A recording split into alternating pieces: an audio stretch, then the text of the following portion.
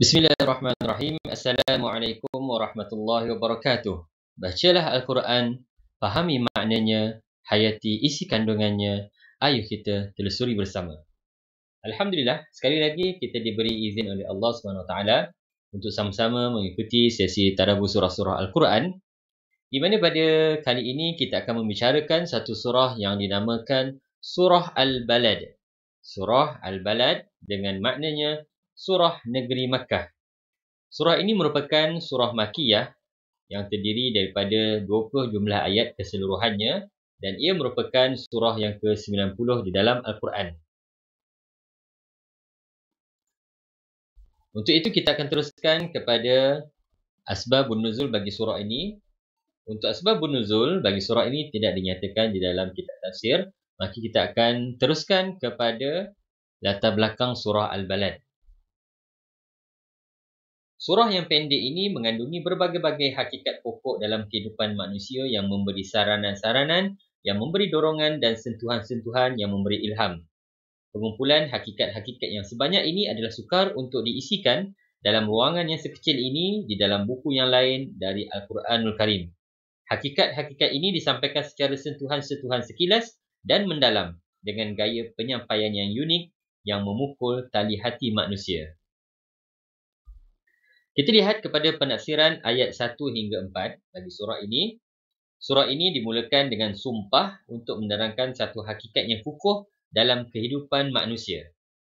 Bismillahirrahmanirrahim. La uqsimu bihadzal balad. Aku bersumpah dengan negeri Mekah ini. Wa anta hillum bihadzal balad. Sedang engkau, wahai Muhammad, tinggal di negeri ini sentiasa ditindas. Wa walidin wa ma walad. Demi manusia yang melahirkan zuriat dan zuriat yang dilahirkannya. Laqad khalaqnal insana fi kabad. Sesungguhnya kami telah jadikan manusia sentiasa dalam keadaan menghadapi kesulitan dan juga kesukaran, yang ini terdiri daripada jasmani dan rohaninya. Kita lihat kepada subtopik yang menerangkan tentang keistimewaan negeri Mekah. Negeri yang dimaksudkan di sini ialah negeri Mekah Baitul Haram, iaitu rumah ibadat yang pertama yang ditetapkan Allah kepada manusia untuk menjadi pusat perhimpunan ibadat mereka yang aman damai. Di sinilah mereka harus meletakkan senjata, pergaduhan dan perseteruan mereka dan berkumpul dengan aman damai, dan mereka diharamkan menceroboh satu sama lain. Begitu juga diharamkan segala pokok kayu, burung-burung dan hidup-hidupan yang terdapat dalam kawasannya. Baitullah itu juga merupakan rumah yang dibina oleh Nabi Ibrahim AS, bapa kepada Nabi Ismail AS yang menjadi moyang umat Arab dan umat muslimin seluruhnya. Allah menghormati nabi-nabinya, yakni Nabi Muhammad SAW, lalu ia menyebutkannya dan menyebut sejarah ia mendiami negeri ini. Ini merupakan satu peristiwa yang menambahkan lagi kehormatan, kemuliaan dan keagungan negeri Mekah. Dan ini merupakan satu isyarat yang membawa makna yang mendalam di tempat ini. Kerana kaum musyrikin mencabulkan kesucian Baitullah, mengganggu Nabi dan orang-orang Islam yang tinggal di sana.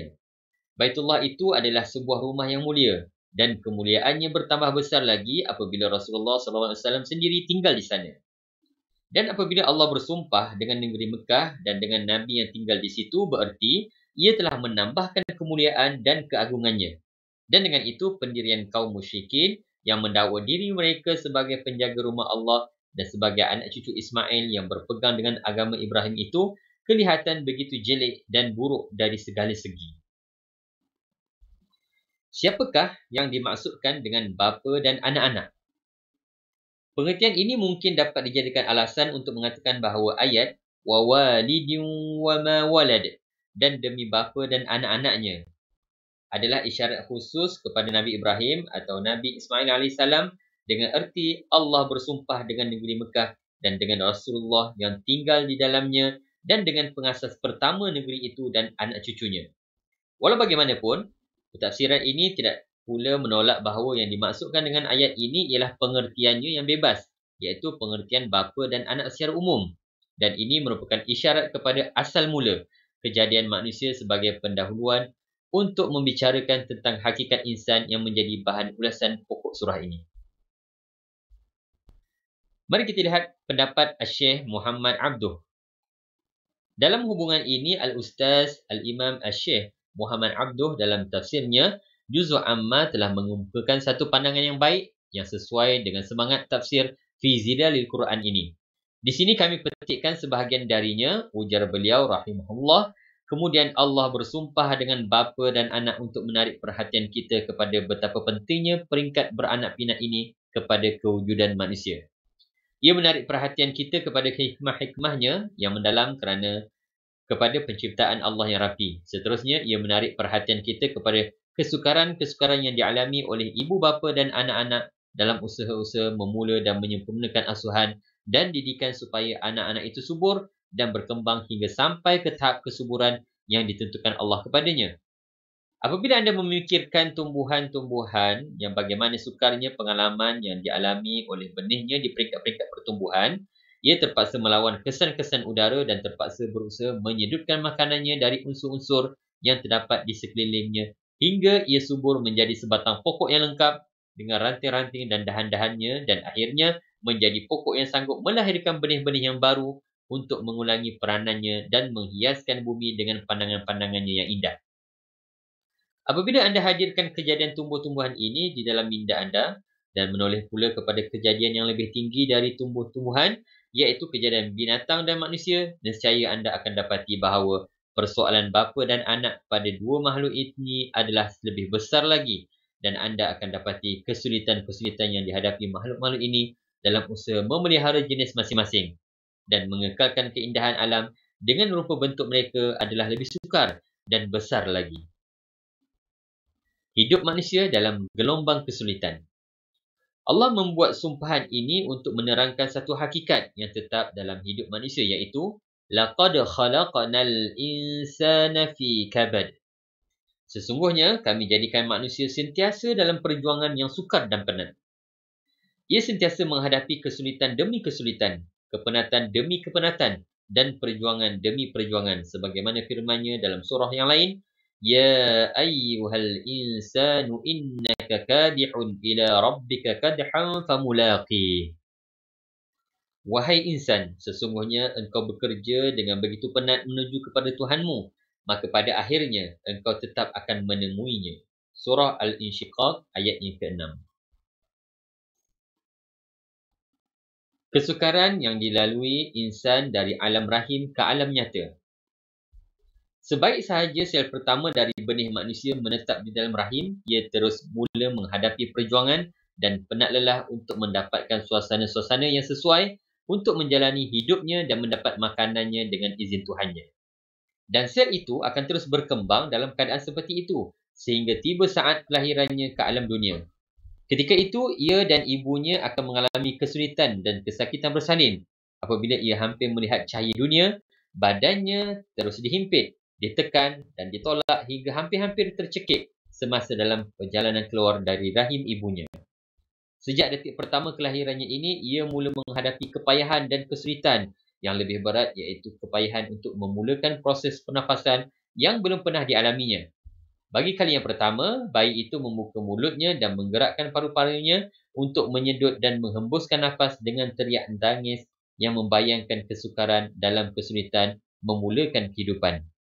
Kemudian, sistem penghadapan makanan dan pengedaran darah memulakan kegiatannya yang luar biasa.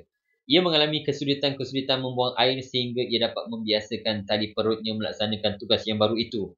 Dan setelah itu, ia akan terus menghadapi perjuangan demi perjuangan dalam setiap langkah dan geraknya. Sesiapa yang melihat bayi ketika hendak merangkak dan berjalan, dapatlah ia fikirkan betapa banyaknya daya usaha dan kepenatan yang dicurahkannya untuk melaksanakan pergerakan yang mudah itu. Kemudian, perjuangan dan penat lelah yang baru akan timbul pula apabila giginya tumbuh, apabila ia hendak berdiri, apabila ia hendak menghayunkan langkah-langkah yang tetap, apabila ia hendak mempelajari dan memikirkan sesuatu. Malah, setiap percubaan yang baru itu merupakan perjuangan dan usaha yang memenatkan sama seperti percubaan-percubaannya untuk merangkak dan berjalan. Kemudian berlakulah perbezaan cara hidup dan muncul berbagai jenis kesulitan. Ada yang bekerja dengan tenaga otot-ototnya, ada yang berusaha dengan menggunakan fikirannya, dan ada yang bekerja mempertaruhkan nyawanya. Ada yang berjuang hanya untuk mendapat sesuap nasi dan sehelai pakaian. Ada pula yang berjuang supaya 1,000 menjadi 2,000 atau puluhan ribu. Ada yang berjuang untuk merebut kuasa atau pangkat. Ada yang berjuang untuk jalan Allah dan ada yang berjuang untuk mencapai kepuasan hawa nafsunya. Ada juga yang berjuang kerana akidah dan dakwah. Ada yang berjuang menuju ke neraka dan ada yang berjuang menuju ke syurga. Setiap orang memikul beban hidupnya dan mendaki jalan hidupnya dengan penuh penderitaan menuju kepada Allah dan akhirnya ia menemuinya. Di sanalah kesengsaraan yang paling besar akan menimpa orang-orang yang celaka. Dan di sanalah kerehatan yang paling besar akan dinikmati oleh orang-orang yang berbahagia. Perjuangan dan penderitaan itulah sifat kehidupan di dunia.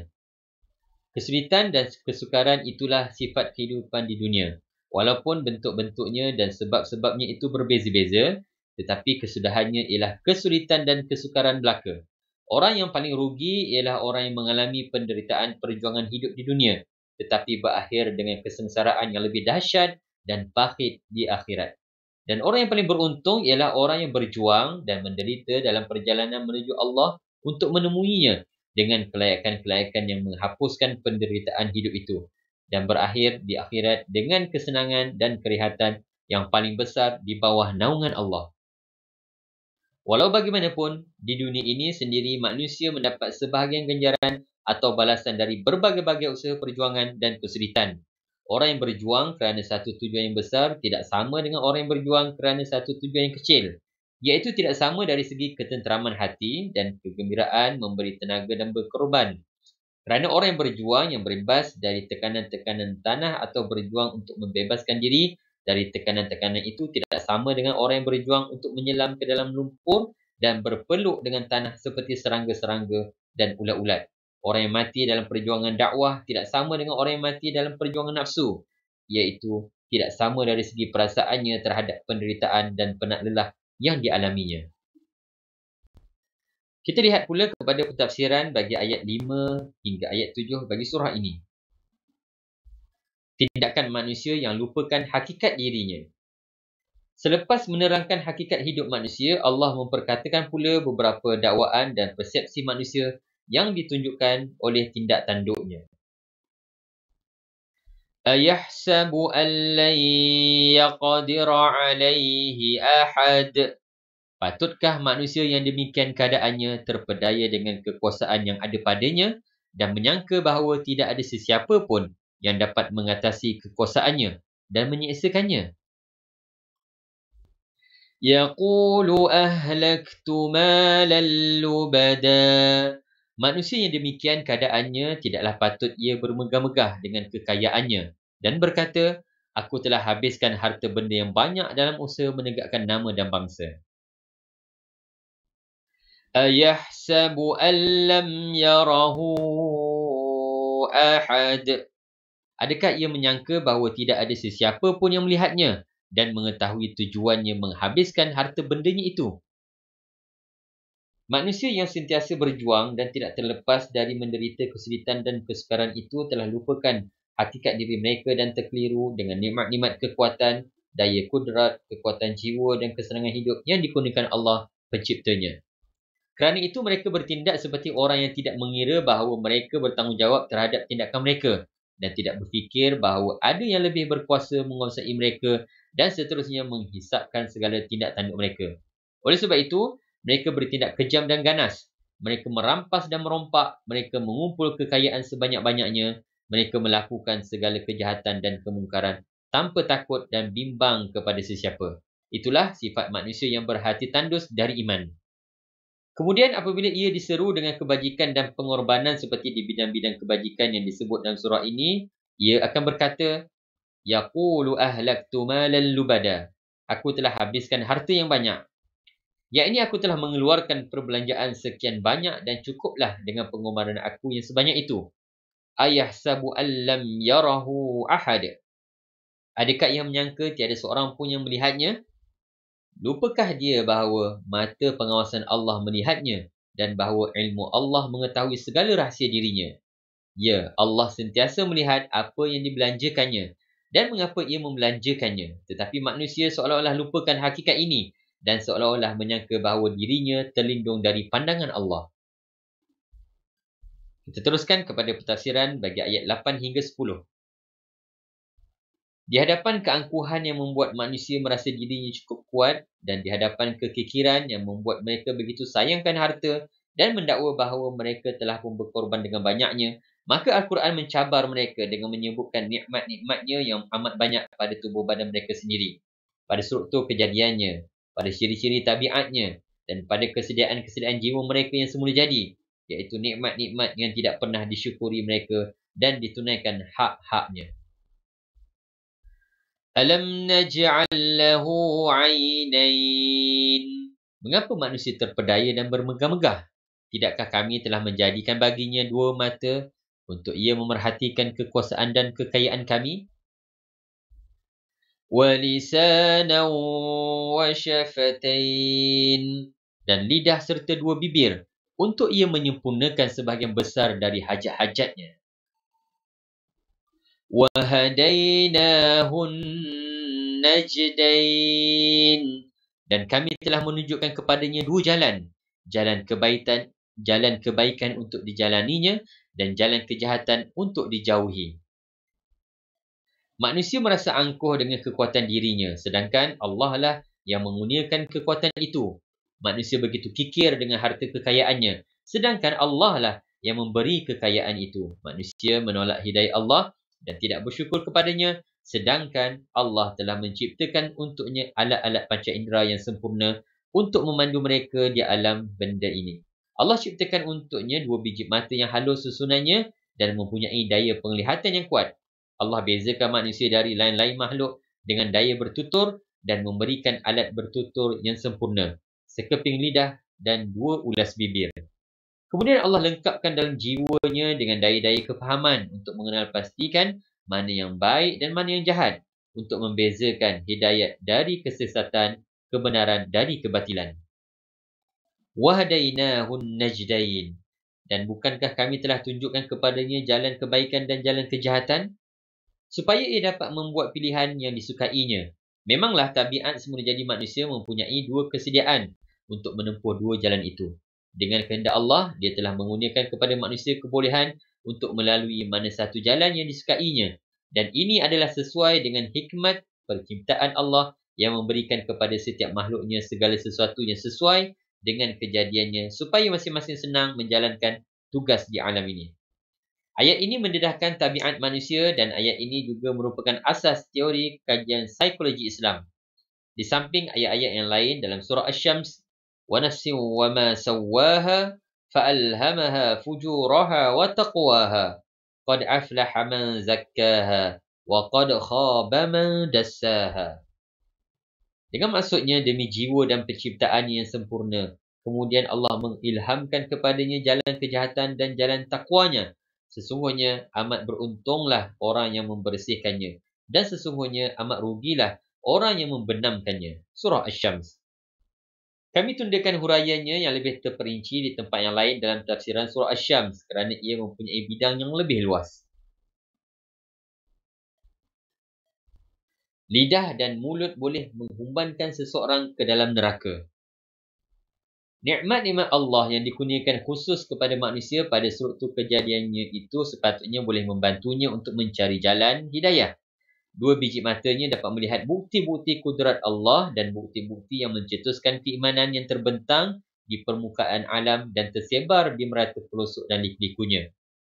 Sekeping lidah dan dua ulas bibir merupakan alat penyataan dan pengungkapan yang membolehkan manusia melakukan berbagai-bagai perkara. Kadang-kadang kekuatan kata-kata menyamai kekuatan pedang dan alat-alat letupan. Dan kadang-kadang kata-kata indah itulah yang menghumbankan manusia ke dalam neraka. Di samping ia boleh mengangkatkan manusia ke darjat yang tinggi. Menurut sebuah hadis dari Mu'az ibn Jabal radhiyallahu anhu katanya, suatu masa aku bersama-sama Rasulullah SAW dalam satu persafiran. Pada suatu hari aku berada dekat dengannya semasa kami sedang berjalan, lalu aku berkata, "Ya Rasulullah, ceritakan kepadaku apakah amalan yang boleh memasukkanku ke dalam syurga dan menjauhkanku dari neraka?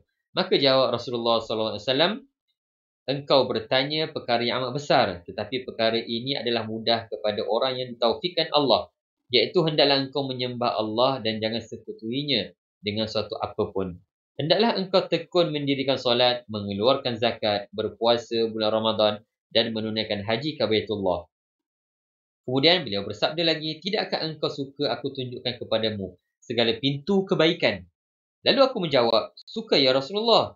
Beliau pun berkata, puasa itu perisai, sedekah itu memadamkan dosa sebagaimana air memadamkan api, dan solat di tengah malam adalah syiar para salihin. Lalu baginda membaca ayat, tatajafa junubuhum 'anil madaji'i yad'una rabbahum khawfan wa tam'a wa mimma razaqnahum yunfiqun. Lambung-lambung mereka jauh dari tempat-tempat tidur mereka. Tidak tidur kerana mendirikan solat. Mereka berdoa kepada Tuhan mereka dengan penuh ketakutan dan harapan mendapatkan rahmat-Nya. Dan mereka mengorbankan sebahagian rezeki yang kami kurniakan kepada mereka ke jalan Allah. Surah As-Sajdah ayat ke-16. Kemudian, baginda bersabda lagi, sukakah engkau aku ceritakan kepadamu perkara yang menjadi pokok pangkal, tiang seri dan kemuncak segala sesuatu?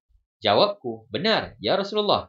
Lalu beliau bersabda, yang menjadi pokok pangkal segala sesuatu ialah Islam. Dan yang menjadi tiang serinya ialah solat. Dan yang menjadi kemuncaknya ialah jihad. Kemudian baginda bersabda lagi, sukakah engkau aku ceritakan kepadamu perkara yang menjadi teraju kepada segala-galanya itu? Jawabku, benar, ya Rasulullah. Lalu beliau bersabda, jaga ini. Seraya beliau menunjukkan kepada lidahnya, aku terus bertanya, wahai Nabi Allah, adakah kita diambil salah dengan apa yang kita kata? Jawab beliau, ibumu telah kehilanganmu. Bukankah orang-orang yang disembabkan di atas muka atau di atas hidung mereka di dalam neraka itu merupakan mangsa tutur kata lidah mereka? Hadis ini diriwayatkan oleh Ahmad, At-Tirmizi, An-Nasa'i dan Ibni Majah. Seterusnya kita lihat kepada pentafsiran ayat 11 hingga ayat 18. Dengan subtopiknya, syurga dicapai dengan kesanggupan menempuh tembok halangan. Allah juga memberi nikmat hidayat kepada manusia supaya mereka dapat mengenal pastikan kebaikan dan kejahatan, jalan ke syurga dan jalan ke neraka, dan dengan hidayat ini, ia membantu mereka ke arah kebaikan. Tetapi semua nikmat itu tidak dapat mendorong manusia menempuh jalan sukar yang menjadi penghalang yang menyekat mereka ke syurga yang diterangkan dalam ayat-ayat berikut. فَلَقَتَحَمَ الْعَقَبَةِ وَمَا أَدْرَاكَ مَا الْعَقَبَةِ فَكُّ رَقَبَةٍ أَوْ إِطْعَامٌ فِي يَوْمٍ ذِي مَسْغَبَةٍ فَلَقَتَحَمَ الْعَقَبَةِ. Dalam pada itu manusia tidak memilih jalan kebaikan, merempuh masuk mengerjakan amal-amal yang tinggi darjatnya di sisi Tuhan. وَمَا أَدْرَاكَ مَا الْعَقَبَةِ. Dan apa jalannya engkau dapat mengetahui apa dia amal-amal yang tinggi darjatnya di sisi Tuhan itu? Fakku raqabah. Dan di antara amal-amal itu bagi orang yang mampu ialah memerdekakan hamba abdi. Au it'amu fi yawmin dhi masghabah. Atau memberi makan pada hari kelaparan. Yatiman dha maqrabah. Kepada anak yatim dari kaum kerabat. Au miskinan dha matrabah. Atau kepada orang miskin yang terlantar di atas tanah. Thumma kana minal ladhina amanu wa tawasaw bis sabri wa tawasaw bil marhamah. Selain dari tidak mengerjakan amal-amal itu, ia tidak pula menjadi orang-orang yang beriman dan berpesan-pesan dengan sabar serta berpesan-pesan dengan kasih sayang. Ulaika ashabul maimanah. Ketahuilah bahawa orang-orang yang beriman serta berusaha mengerjakan amal-amal yang tinggi darjatnya di sisi Tuhan, merekalah golongan pihak kanan yang akan beroleh syurga.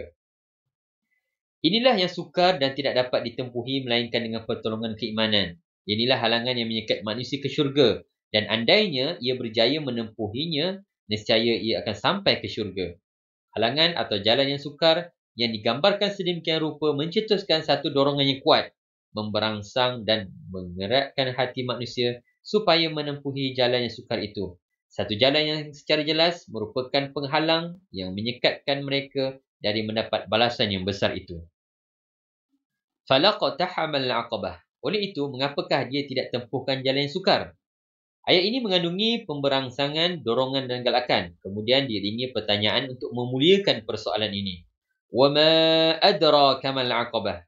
Tahukah engkau apakah jalan yang sukar itu? Tujuan ayat ini bukannya untuk membesar-besarkan halangan atau jalan yang sukar itu, malah untuk mengagung-agungkan darjatnya di sisi Allah supaya manusia gemar dan penuh bersemangat menempuhinya walaupun sebesar mana ia memerlukan perjuangan dan menghadapi kesulitan. Kerana kesulitan-kesulitan itu tetap wujud dan berlaku. Tetapi apabila ia berkorban untuk menempuh jalan yang sukar itu, ia akan mencapai hasilnya dan akan mendapat gantinya. Kerana setiap pengorbanannya tidak akan hilang percuma. Perjuangan membebaskan abdi dan membantu golongan yang lemah. Kemudian Allah mula menerangkan hakikat jalan yang sukar atau halangan itu dengan menyebut persoalan yang amat diperlukan masyarakat Mekah, khususnya yang dihadapi oleh dakwah Islam, iaitu persoalan membebaskan hamba abdi dan memberi makanan yang amat diperlukan oleh golongan yang lemah yang ditindas oleh masyarakat yang kufur dan tamak haloba. Dan pada akhirnya ia menyebut persoalan umum yang tidak tergantung dengan sesuatu masyarakat yang tertentu dan dengan sesuatu zaman yang tertentu, iaitu persoalan yang dihadapi oleh seluruh manusia ketika mereka berjuang menempuh halangan atau jalan yang sukar itu. Dan ثُمَّ كَانَ مِنَ الَّذِينَ آمَنُوا وَتَوَاصَوْا بِالصَّبْرِ وَتَوَاصَوْا بِالْمَرْحَمَةِ. Kemudian, ia termasuk dalam golongan orang-orang yang beriman yang saling berpesan supaya bersikap sabar dan saling berpesan supaya bersikap belas kasihan. Menurut riwayat, yang dimaksudkan dengan istilah fakku raqabah, pembebasan hamba abdi, ialah bekerjasama dalam usaha melaksana pembebasan itu, dan yang dimaksudkan dengan ataq, pemerdekaan hamba ialah melakukan pembebasan itu secara persendirian. Namun apa saja maksud, maka hasilnya adalah sama.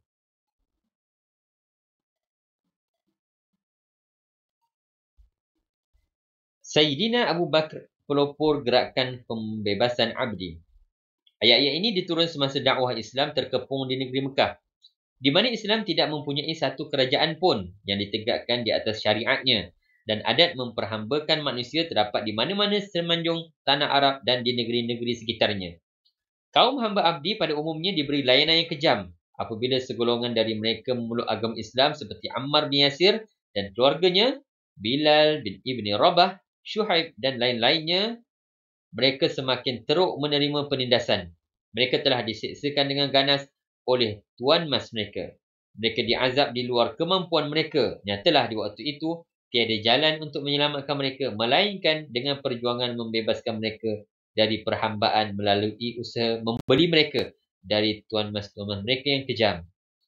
Sayyidina Abu Bakar telah mempelopori perjuangan ini dan memang begitulah kebiasaannya. Beliau selama-lamanya menjadi orang yang mula-mula menyahut seruan Allah dengan penuh keyakinan, ketenangan dan juga kejujuran. Ujar Ibn Ishaq, Bilal hamba yang dimerdekakan oleh Abu Bakar itu pada mulanya seorang hamba yang dimiliki oleh setengah keluarga dari suku Bani Jumah. Ia dilahirkan dalam kumpulan hamba abdi mereka. Ia seorang yang kuat imannya dan berhati jujur. Setiap waktu zuhur yang panas terik, ia dikeluarkan oleh tuan masnya Umayyah ibn Khalaf, ibn Wahab, ibn Huzafah, ibn Jumah. Lalu ditelentangkan di tanah lapang Mekah. Kemudian Umayyah menyuruh orang meletakkan segetul batu yang besar di atas dada Bilal. Kemudian mereka berkata kepadanya, awak akan dibiarkan begini sehingga awak mati atau menolak agama Muhammad dan kembali menyembah Al-Lata dan Al-Uzza. Tetapi dalam kesiksaan itu, Bilal sentiasa menyebut Allah yang Esa, Allah yang Maha Esa. Hingga pada suatu hari, Abu Bakar As-Siddiq lalu di tempat itu dan melihat bagaimana mereka menyiksakan Bilal. Kebetulan rumah Abu Bakar terletak di perkampungan Bani Jumah. Lalu ia pun berkata kepada Umayyah bin Ibn Khalaf, tidakkah engkau takut kepada Allah kerana menyiksakan si miskin ini? Sampai bila engkau akan terus menyiksakannya? Jawab Umayyah, engkaulah yang telah merosakkannya. Oleh itu, selamatkan dia dengan apa cara yang kau fikirkan baik. Abu Bakar membalas, baik, aku ada satu cadangan. Aku ada seorang hamba hitam yang lebih kuat dari Bilal dan seagama dengan engkau. Aku hendak berikannya kepada engkau sebagai tukaran dengan Bilal. Apa kata engkau? Jawab Umayyah, aku berterima. Disambut Abu Bakar, baik, ia sekarang kepunyaanmu. Lalu Abu Bakar As-Siddiq memberikan hambanya kepada Umayyah dan mengambil Bilal lalu membebaskannya dari perhambaan. Turut sama dibebaskan di dalam Islam sebelum beliau berhijrah ke Madinah ialah 6 hamba yang lain. Bilal merupakan orang yang ketujuh. Mereka ialah Amir ibn Fuhairah yang turut dalam pertempuran Badar dan gugur syahid dalam peperangan Bir Ma'unah, Ummu Ubais dan Zinnirah yang telah buta matanya ketika dibebaskan oleh Abu Bakar. Lalu orang-orang Quraisy mengejek. Ia telah dibutakan matanya oleh Al-Lata dan Al-Uzza. Lalu dijawab oleh Zinnirah. Mereka berdusta. Demi Baitullah, Al-Lata dan Al-Uzza tidak berkuasa mendatangkan sesuatu mudarat dan tidak pula memberi apa guna pun. Lalu Allah mengembalikan penglihatannya. Begitu juga telah membebaskan An-Nahdiyah dan anak gadisnya. Kedua-duanya berasal dari hamba kepunyaan seorang perempuan dari suku Bani Abduddar. Abu Bakar terserempak dengan keduanya sewaktu mereka dihantar oleh tuannya membawa gandumnya. Dan tuannya ini pernah berkata kepada mereka, demi Allah, aku tidak akan bebaskan engkau berdua buat selama-lamanya. Lalu Abu Bakar menemui perempuan ini dan berkata kepadanya, batalkan sumpahanmu itu, wahai Ummu Si'anu. Jawab perempuan itu, baiklah, aku batalkannya. Engkaulah yang telah merosakkannya, kerana itu engkau patut membebaskannya. Kata Abu Bakar, berapa engkau mahu? Jawab perempuan itu, sekian banyak. Kata Abu Bakar, aku ambil kedua orang ini dan kedua-duanya aku bebaskan. Hai kamu berdua, pulangkan balik gandum ini kepada perempuan itu. Lalu kedua-dua si ibu dan anak gadisnya itu berkata, bolehkah tidak wahai Abu Bakar, kami selesaikan dahulu urusan gandum ini, kemudian barulah kami pulangkan kepadanya. Jawab Abu Bakar, boleh jika kamu berdua suka. Pada suatu masa, Abu Bakar terserempak dengan seorang hamba perempuan yang dimiliki suku Bani Mu'mil dan hamba ini adalah dari suku Bani Adi. Dia seorang hamba yang beragama Islam. Ketika itu dia sedang diseksa dan dipukul oleh Umar ibn Al-Mattab yang masih lagi beragama syirik pada masa itu. Hingga apabila ia merasa jemu memukulnya, ia pun berkata sambil mengejek, aku minta maaf kepadamu, aku terpaksa berhenti memukulmu kerana jemu. Lalu jawab oleh perempuan itu, itulah kehendak Allah yang dilakukan terhadap engkau. Lalu Abu Bakar membelinya dan membebaskannya. Ujar Ibn Ishaq, aku telah diceritakan oleh Muhammad Ibn Abdullah Ibn Abu Atik dari Amir Ibn Abdullah Ibn Az-Zubair dari beberapa keluarganya. Katanya, Abu Quhafah, bapa Abu Bakar, pada suatu masa telah berkata kepada Abu Bakar, wahai anakku, aku tengok engkau hanya membebaskan hamba-hamba yang lemah. Jika engkau membebaskan hamba-hamba yang kuat, tentulah mereka dapat mempertahan dan membela engkau. Jawab Abu Bakar, wahai ayahku, tujuan anda berbuat begitu adalah semata-mata kerana Allah Ta'ala. Kewajipan memberi makanan kepada orang-orang yang miskin ketika dilanda kebuluran. Sesungguhnya Abu Bakar telah menempuh jalan yang sukar dengan membebaskan hamba-hamba yang menderita kerana Allah semata-mata. Keadaan-keadaan yang wujud di Mekah pada masa itu telah menjadikan amalan membebaskan hamba abdi itu merupakan langkah pertama untuk menempuh halangan di jalan Allah. Au it'amu fi yawmin dhi masghabah yatiman dha maqrabah au miskinan dha matrabah. Atau memberi makanan pada hari berlaku kebuluran kepada anak yatim yang mempunyai hubungan keluarga atau kepada orang miskin yang berselekeh dengan tanah. Hari kelaparan yang sukar didapati makanan merupakan batu uji kepada keimanan yang sebenar. Anak-anak yatim dalam masyarakat jahiliah yang kafir dan tamak itu mengalami berbagai-bagai penindasan dan penganiayaan walaupun mereka mempunyai hubungan kerabat. Di dalam Al-Quran, penuh dengan anjuran-anjuran supaya melindungi anak-anak yatim. Ini menunjukkan betapa kejamnya sikap masyarakat itu terhadap anak-anak yatim. Dan anjuran-anjuran itu terus disampaikan hingga di dalam surah-surah yang diturunkan di Madinah yang ada kaitan dengan undang-undang pusaka, wasiat dan perkahwinan. Sebahagian besar dari persoalan-persoalan itu telah dihuraikan dalam surah An-Nisa, khususnya surah Al-Baqarah dan lain-lain. Begitu juga perkhidmatan memberi makanan kepada orang-orang miskin yang terlantar di tengah jalan, yang berselekeh dengan tanah kerana terlalu susah dan menderita pada hari berikutnya kelaparan, iaitu pada hari berlakunya kelaparan. Telah disebut dalam surah ini sebagai satu langkah untuk menempuh jalan yang sukar. Amalan ini merupakan batu uji perasaan-perasaan imaniyah, iaitu perasaan belas kasih ataupun kasihan belas. Bertimbang rasa, bantu-membantu dan mementingkan kebaikan orang lain dan bermuraqabah dengan Allah untuk membantu hamba-Nya yang menderita pada masa kesusahan dan kelaparan. Kedua-dua langkah tersebut, iaitu langkah membebaskan hamba abdi dan memberi makanan, merupakan langkah-langkah yang disarankan oleh keadaan masyarakat yang mendesak di masa itu, walaupun kedua-duanya bersifat umum. Oleh kerana itu, kedua-dua langkah itu didahulukan sebutan dalam ayat, kemudian barulah diiringi dengan lompatan agung yang menyeluruh. ثُمَّ كَانَ مِنَ الَّذِينَ آمَنُوا وَتَوَاصَوْا بِالصَّبْرِ وَتَوَاصَوْا بِالْمَرْحَمَةِ. Maksudnya, kemudian ia termasuk dalam golongan orang-orang yang beriman dan saling berpesan supaya bersikap sabar dan saling berpesan supaya bersikap belas kasihan. Lompatan yang paling besar melangkah halangan ialah kesanggupan menyertai barisan mukminin. Kata-kata thumma kemudian di sini bukan dimaksudkan dengan pengertian penundaan dari segi masa, tetapi dimaksudkan dengan pengertian penundaan dari segi makna, iaitu langkah menyertai orang-orang yang beriman itu merupakan langkah yang lebih syumul, lebih luas dan lebih tinggi. Kerana tidak ada gunanya perjuangan membebas hamba abdi dan memberi makanan kepada orang yang susah tanpa beriman. Kerana itu, keimanan harus wujud sebelum perjuangan membebaskan hamba abdi dan memberi makanan kepada orang yang susah. Keimanan itulah yang memberi nilai kepada amalan-amalan yang baik dalam pertimbangan Masya Allah. Kerana iman itulah yang menghubungkan amalan yang baik dengan cara hidup agama Allah yang tetap teguh supaya amalan yang baik itu tidak merupakan sesuatu amalan yang mendadak untuk memuaskan keinginan yang berubah-ubah atau mencari kepujian dari masyarakat atau untuk sesuatu muslihat. Seolah-olah Allah berfirman, bebaskan hamba atau berikan makanan padanya pada hari kelaparan kepada anak-anak yatim atau kepada orang-orang miskin yang bersedekah dengan tanah.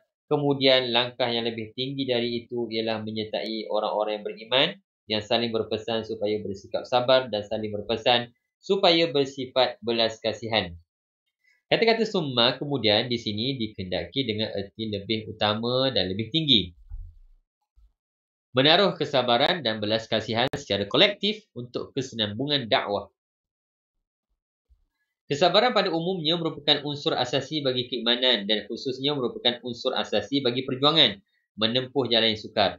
Sikap saling berpesan supaya bersabar merupakan satu darjat yang tinggi di belakang kesabaran itu sendiri, iaitu darjat perpaduan masyarakat Islam yang saling berpesan supaya bersikap sabar dan saling membantu untuk melaksanakan tugas-tugas keimanan. Kerana itu mereka merupakan anggota-anggota masyarakat yang mempunyai perasaan yang padu dan sama dalam menghadapi kesulitan perjuangan untuk merealisasikan keimanan di bumi dan untuk memikul tugas-tugasnya. Kerana itu, mereka menganjurkan satu sama lain supaya bersabar dan perjuangan memikul beban kewajipan bersama. Mereka saling menyokong dan menguatkan satu sama lain supaya tidak mudah lemah dan kalah. Kesabaran secara berkelompok ini berlainan dari kesabaran secara individu, walaupun ia ditegakkan di atas kesabaran individu. Kesabaran secara berkelompok mengingatkan setiap mukmin kepada kewajipannya dalam masyarakat yang beriman. Lalu, iaitu setiap mukmin jangan jadi unsur pelemah perjuangan, bahkan hendaklah jadi unsur penguat dan pengukuh. Jangan jadi penyeru kepada kekalahan, bahkan hendaklah jadi penyeru ke arah merempuh dan menyerang. Jangan jadi pencetus ketakutan dan kebimbangan, bahkan hendaklah jadi pencetus ketenangan dan ketenteraman. Demikian juga anjuran saling berpesan supaya bersikap belas kasihan atau penyayang merupakan satu perjuangan tambahan kepada sikap belas kasihan itu sendiri. Ia bertujuan menyebarkan kewajipan saling bersikap penyayang di dalam barisan masyarakat mukmin melalui pesan memesan dan anjur menganjur antara satu sama lain, dan sekaligus menjadikannya sebagai satu kewajipan berkelompok dan sebagai satu kewajipan individu yang diberi perhatian dan diperjuangkan bersama oleh semua orang. Apa yang dimaksudkan dengan kehidupan berjemaah? Konsep hidup berkelompok tetap wujud dalam arahan-arahan ilahi tersebut. Dan tujuan inilah yang ditonjol-tonjolkan oleh Al-Quran dan hadis-hadis Rasulullah SAW. Kerana konsep hidup berkelompok itu penting untuk merealisasikan hakikat Islam sebagai agama kelompok dan sebagai sistem hidup umat dengan dasar tanggungjawab individu dan hisab individu yang cukup jelas. Orang-orang yang sanggup menempuh jalan yang sukar ialah ulaika ashabul maimanah. Mereka lah golongan kanan, yakni penghuni syurga. Konsep golongan kanan dan kiri dalam Islam. Itulah golongan kanan seperti yang disifatkan oleh Al-Quran, iaitu golongan manusia yang berbahagia dan bernasib baik. Kedua-dua erti itu berhubung rapat dalam pengertian keimanan. Dan seterusnya, pada pentafsiran ayat 19 hingga ayat terakhir, وَالَّذِينَ كَفَرُوا بِآيَاتِنَا هُمْ أَصْحَابُ الْمَشْأَمَةِ. Dan sebaliknya, orang-orang yang kufur, ingkar akan ayat-ayat keterangan kami, merekalah golongan pihak kiri. عَلَيْهِمْ نَارٌ مُؤْصَدَةٌ. Mereka ditimpakan azab seksa mereka yang ditutup rapat supaya kuat bakarannya. Di sini tidak perlu disebut sifat-sifat golongan kiri selain dari sifat walladzina kafaru biayatina, dan orang-orang yang mengkufuri ayat-ayat kami. Sifat kekufuran itu menamatkan kedudukan kerana tiada kebajikan bersama kekufuran dan tiada kejahatan melainkan diserubungi kekufuran. Tidak perlu dikatakan bahawa golongan kiri ialah golongan yang tidak berjuang membebaskan hamba abdi dan tidak memberi bantuan makanan. Kemudian mereka mengingatkan ayat-ayat kami, kerana jika mereka sudah kufur, maka tidak berguna lagi segala amalan baik itu walaupun telah dilakukan mereka. Mereka adalah golongan kiri atau mereka lah golongan yang malang dan celaka, dan kedua-duanya mempunyai makna yang dekat dalam pengertian keimanan, dan mereka lah orang-orang yang tinggal di belakang jalan yang sukar yang tidak sanggup ditempuhinya. Alaihim narum muqsadah. Pintu neraka itu ditutupkan ke atas mereka. Sama ada dengan pengertian yang dekat, iaitu semua pintu neraka tertutup kepada mereka dan mereka terpenjara di dalam kesiksaan neraka, atau dengan pengertian bahawa mereka tidak akan dapat keluar darinya kerana pintu-pintunya telah ditutup dan tidak dapat dibuka oleh mereka. Kedua-dua pengertian ini mempunyai hubungan yang saling berkaitan.